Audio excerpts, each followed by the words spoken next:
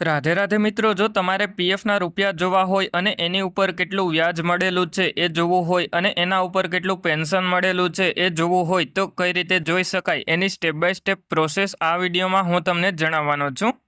એટલે એના માટે સૌથી પહેલાં તો તમારે તમારા મોબાઈલમાં કોઈપણ એક બ્રાઉઝર ઓપન કરી લેવાનું અને પછી એમાં તમારે ઈપીએફઓ પાસબુક ટાઈપ કરી અને સર્ચ કરી લેવાનું। એટલે જેવા તમે ઈપીએફઓ પાસબુક ટાઈપ કરી અને સર્ચ કરો એટલે ઈપીએફઓ પાસબુકની ઓફિશિયલ વેબસાઇટ તમારા મોબાઈલમાં ઓપન થઈ જશે અને આ વેબસાઇટની લિંક તમને વિડીયોના ડિસ્ક્રિપ્શનમાં પણ જોવા મળી જશે।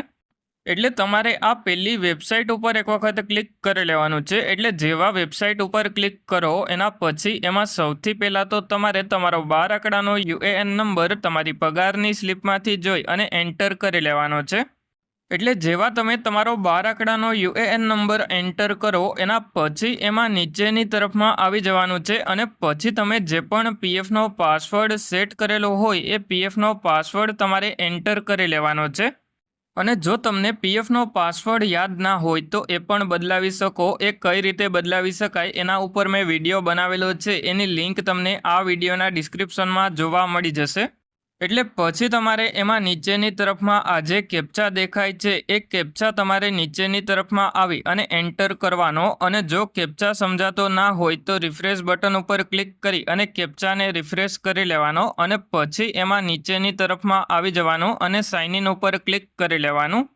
એટલા માટે હવે હું યુએએન નંબર, પીએફનો પાસવર્ડ અને કેપ્ચા એન્ટર કરી લઉં અને પછી એમાં સાઇન ઇન ઉપર ક્લિક કરી લઉં એટલે પછી આપણે ટોટલ અવાઇલેબલ બેલેન્સ જોવા મળી જશે। પીએફના રૂપિયામાં જે ટોટલ અવાઇલેબલ બેલેન્સ જમા થયું હોય એ જોવા મળી જશે। એટલે હવે જો તમારે એ જોવું હોય કે પીએફના રૂપિયા ઉપર કેટલું વ્યાજ મળ્યું તેમજ કેટલું પેન્શન જમા થયું તો એના માટે તમારે ઉપરની તરફમાં આ 3 લાઇન ઉપર એક વખત ક્લિક કરી લેવાનું છે।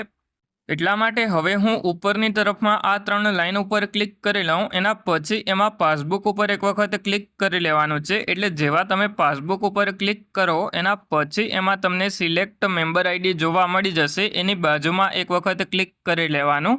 અને પછી એમાંથી તમારે જે પણ કંપનીના પીએફના રૂપિયા જોવાના હોય એ કંપની સિલેક્ટ કરી લેવાની। એટલે જેવા તમે કંપની સિલેક્ટ કરો એના પછી એમાં નીચેની તરફમાં આવી જવાનું એટલે એમ્પ્લોયી કન્ટ્રીબ્યુશનમાં કેટલા પીએફના રૂપિયા જમા થયા તેમજ એમ્પ્લોયર કન્ટ્રીબ્યુશનમાં કેટલા પીએફના રૂપિયા જમા થયા એ જોવા મળી જશે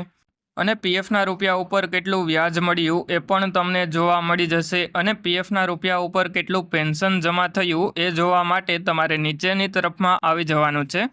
એટલે હવે તમારે નીચેની તરફમાં આવી જવાનું એટલે પીએફના રૂપિયા ઉપર કેટલું પેન્શન જમા થયું એ પણ તમને જોવા મળી જશે। અને હવે જો તમારે પીએફના પેન્શનના રૂપિયા ઉપાડવાના હોય તો કઈ રીતે ઉપાડી શકાય એની વાત કરીએ તો તમારે પીએફનું પેન્શન ઉપાડવું હોય તો તમે 10 વર્ષ કે તેથી ઓછા ટાઈમ માટે જોબ કરેલી હોય તો તમે પીએફનું પેન્શન ઉપાડી શકો અને જો તમે 10 વર્ષથી વધારે ટાઈમ માટે જોબ કરેલી હોય તો જ્યારે તમારી 58 વર્ષની ઉંમર થાય એના પછી પીએફનું પેન્શન ઉપાડી શકાય અને એના ઉપરની પ્રોસેસનો જે વિડીયો બનાવેલો છે એની લિંક આ વિડીયોના ડિસ્ક્રિપ્શનમાં જોવા મળી જશે। એટલે હવે ઉપરની તરફમાં આ 3 લાઇન ઉપર ક્લિક કરી અને ક્લેમ્સ ઉપર ક્લિક કરી લેવાનું અને એ જોઈ લેવાનું કે તમે કેટલા પીએફના રૂપિયા ઉપાડી લીધા। એટલે એમાં તમે જેટલા પણ પીએફના રૂપિયા ઉપાડી લીધા હોય એનું અમાઉન્ટ જોવા મળી જશે અને જેટલા પણ ક્લેમ સેટલ થયા હોય એ નંબર જોવા મળી જશે અને હવે આપણો એક પણ ક્લેમ રિજેક્ટ નથી થયો એટલા માટે રિજેક્ટેડ ક્લેમમાં 0 જોવા મળી રહ્યું છે અને એક પણ ક્લેમ પેન્ડિંગમાં નથી એટલા માટે પેન્ડિંગ ક્લેમમાં પણ 0 જોવા મળી રહ્યું છે